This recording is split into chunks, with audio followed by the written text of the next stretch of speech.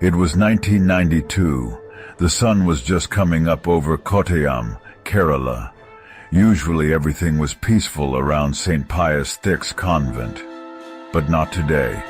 A young nun, Sister Abhaya, was found dead in the convent's well. She was only 21 years old, and her life was full of promise. The news spread fast, shocking everyone. How could this happen? How could a young woman dedicated to her faith die like this? Right away, people called the authorities. The well, a dark and quiet place, became the center of a very sad scene. They brought Sister Abhaya's body out, a reminder of the life that was lost. But even as people mourned, they wondered, what really happened that day? At first it seemed simple, suicide. Some people said Sister Abhaya was depressed, maybe overwhelmed by her religious vows.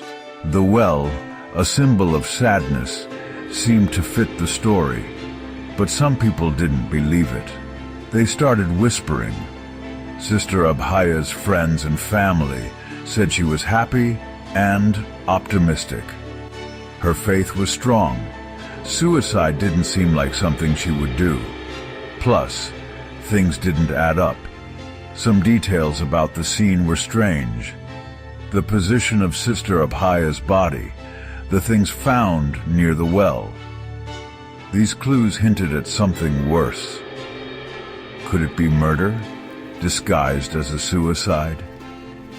The whispers got louder. The community, once united in grief, was now divided.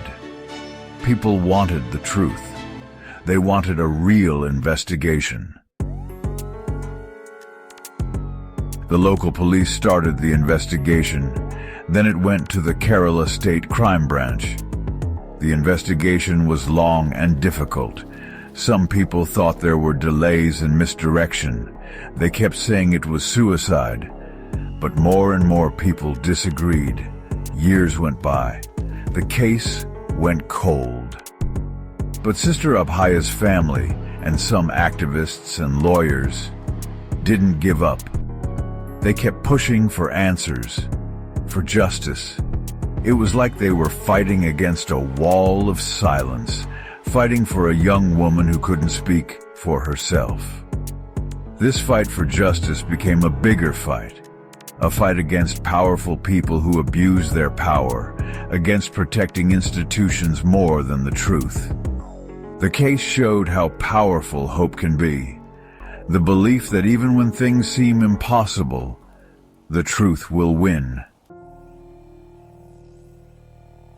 A glimmer of hope.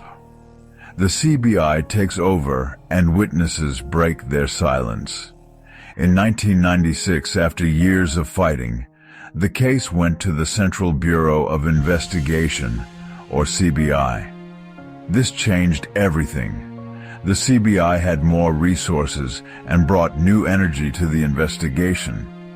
They stopped focusing on suicide. They started to investigate the possibility of foul play, carefully putting together what happened that day. And it worked. In 2008, something big happened.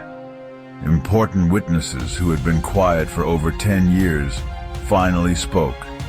They said scary things, alleging they were forced to lie and say it was a suicide.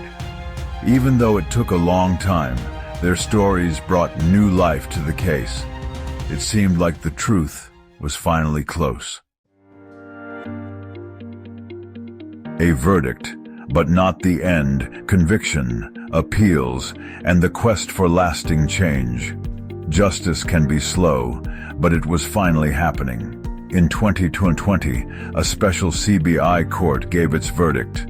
Father Thomas Couture and Sister Sefi were found guilty of murdering Sister Abhaya. The court said it wasn't a suicide, but a deliberate act to silence a young woman. Gap 2s. The verdict shocked the country. It showed that even in holy places, bad things can happen. It highlighted the vulnerability of women in religious orders. The guilty verdict brought some closure, but the journey isn't over.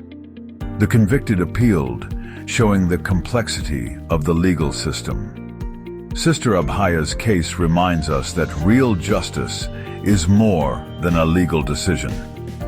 Society needs to change to ensure women's safety and always seek the truth.